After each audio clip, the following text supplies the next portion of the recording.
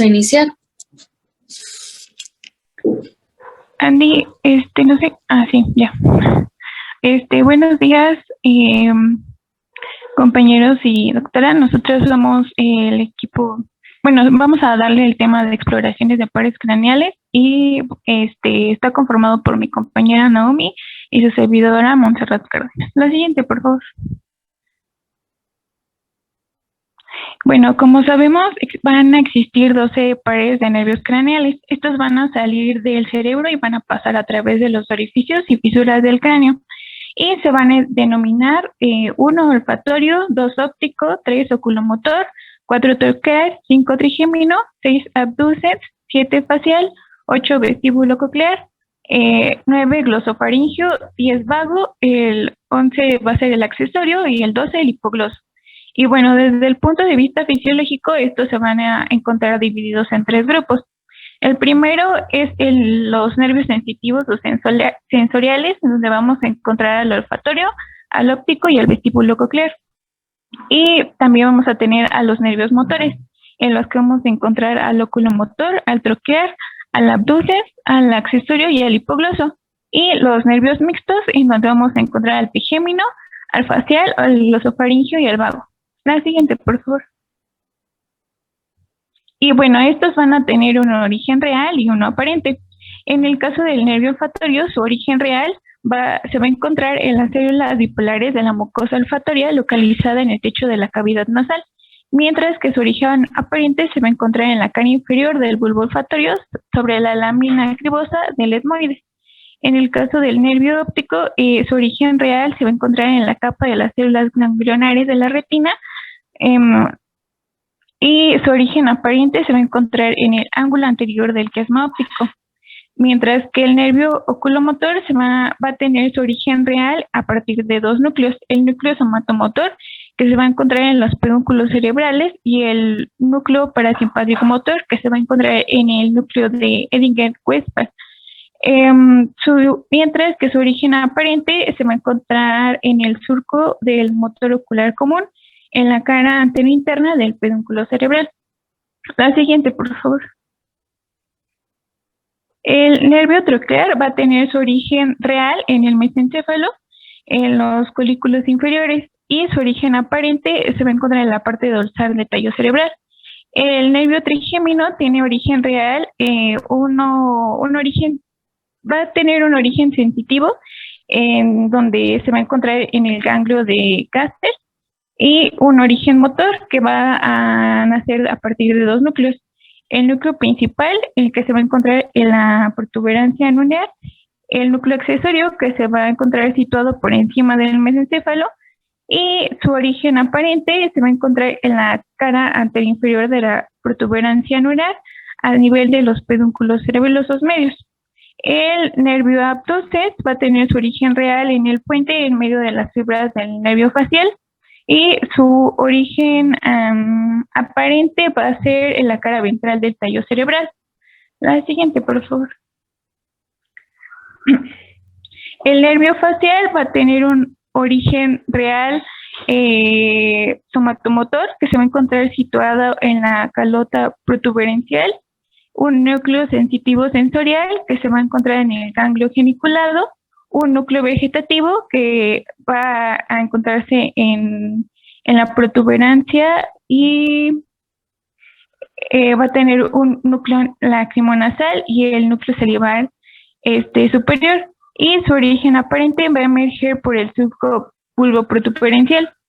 En el caso del nervio vestíbulo coclear, el nervio coclear va a tener su origen proveniente de las células ciliadas del órgano de Corti, y el vestibular va a provenir de las ampollas de los canales semicirculares del laberinto membranoso. Y su origen aparente va a ser el surco bulboprotuberencial. En el caso del nervio glosofaringio, va a tener un origen real motor en el núcleo ambiguo, un origen vegetativo que se va a encontrar situado en el piso del cuarto ventrículo, y un núcleo sensitivo sensorial, donde vamos a encontrarlo en el núcleo solitario. y un origen aparente que va a emerger del surco colateral posterior al bulbo raquídeo. La siguiente, por favor.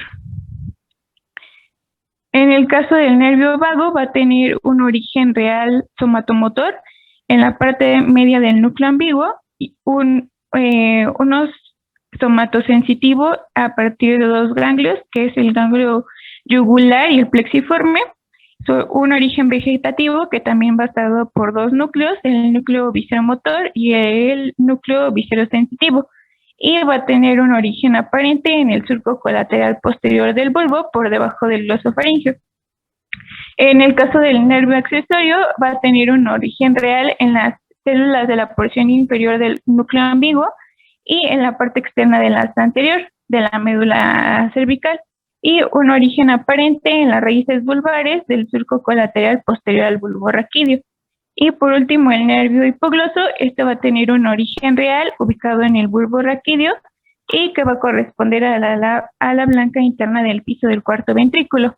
Y su origen aparente se va a encontrar en el surco anterolateral del bulbo raquídeo. La siguiente, por favor. Y bueno, ahora sí vamos a empezar con la exploración de los nervios craneales. Y es importante destacar aquí que estos se deben de realizar de una forma ordenada, bilateral y comparativa. La siguiente, por favor. En el caso del nervio olfatorio, se menciona que este no se explora de una manera rutinaria, ya que la mayoría de los trastornos van a ser provocados por patologías o problemas nasosinusales, sino de un origen central. Y en caso de que el paciente refiera a alguna alteración, va a ser importante considerar sus antecedentes, identificar los factores asociados a ella, como el tabaquismo o una infección reciente de vías respiratorias altas. Y el examen clínico debe examinar cada fosa nasal de manera independiente, con los ojos cerrados del paciente, y se debe de excluir la fosa nasal y presentar el olor. Se le debe de preguntar si huele a algo y se identifica el olor, y se debe de repetir el procedimiento en la otra fosa nasal. Se menciona que la olfacción va a indicar continuidad de las vías olfatorias, mientras que la identificación del olor va a ser una función cortical. Y también aquí es importante excluir que exista alguna obstrucción nasal. La siguiente, por favor. En el caso del nervio óptico, su exploración va a comprender de 4 pasos que deben de realizarse de forma ordenada. El primero va a ser de la agudeza visual, el segundo va a ser de la visión cromática, el otro va a ser de los campos visuales, el de fondo de ojo, y ya, creo que ya. En el caso de la agudeza visual lejana y cercana, para la evaluación de la agudeza visual lejana, se va a utilizar la tabla de Snell, que van a ser colocadas a una distancia de 6 metros, y el paciente debe de leer cada línea hasta que pues, no sea capaz de distinguirla. Y también se menciona que se puede realizar una evaluación gruesa en donde se va a mostrar al paciente su mano a distintas distancias, pidiendo que cuente el número de dedos que distinga. Y para corregir un error de refracción se deben de utilizar los agujeros estenopeicos, y se menciona que en una presencia de una neuritis óptica la visión no va a mejorar con una visión estenopeica. Y para la evaluación de la agudeza visual cercana se va a utilizar la tabla de Hegel y la carta de Rosenbaum. En el caso de la de Hegel, esta va a mostrar como un texto en donde va a tener pues el texto como que con diferentes tamaños de letra, y mientras que la otra va a mostrar letras pequeñas y números, y esta debe de ser colocada a 30 centímetros de distancia. La siguiente, por favor. Para la visión cromática, la forma más sencilla de evaluarla va a ser mostrándole al paciente objetos con colores primarios: azul, amarillo, rojo y verde, evaluando a cada ojo por separado. Y primero se le va a preguntar si distingue el color y después se le va a pedir que lo nombre.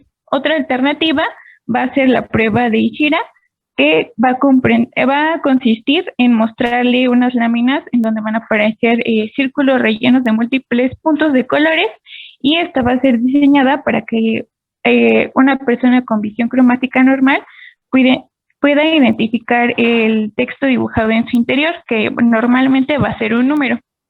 Se menciona que la pérdida de visión de color puede preceder de defectos visuales. En una enfermedad neurológica, la desaturación del color rojo se va a perder inicialmente, al igual que la brillantez de la fuente luminosa. El color rojo se va a percibir más brillante en el centro del campo visual que en la parte periférica. Y un patrón inverso va a ser va a señalarnos un daño de la visión central. La siguiente, por favor. En el caso de los campos visuales, la prueba para evaluarlos va a ser la campimetría por confrontación, en donde el médico va a comparar sus campos visuales con los del paciente. Aquí se van a colocar frente a frente, sentados sentados para tener una mayor comodidad y a una distancia aproximada de 1 metro. Ambos pacientes van a cubrir un ojo de manera contralateral, es decir, si el médico cubre su ojo derecho, el paciente va a cubrir el izquierdo y deberán mantenerse mirando fijamente con el ojo descubierto al otro. El médico va a desplazar su dedo índice o algún otro objeto a lo largo de los ejes principales del campo visual, es decir, superior, inferior, nasal y temporal, a la misma distancia, y el paciente deberá indicar cuando vea o deje de ver el dedo o el objeto. Y esta técnica nos va a permitir detectar defectos de campo visual, como las hemianopsias y las cuadrantanopsias. En el caso de la oftalmoscopia directa, se le va a indicar al paciente que mire hacia un punto fijo, y el médico va a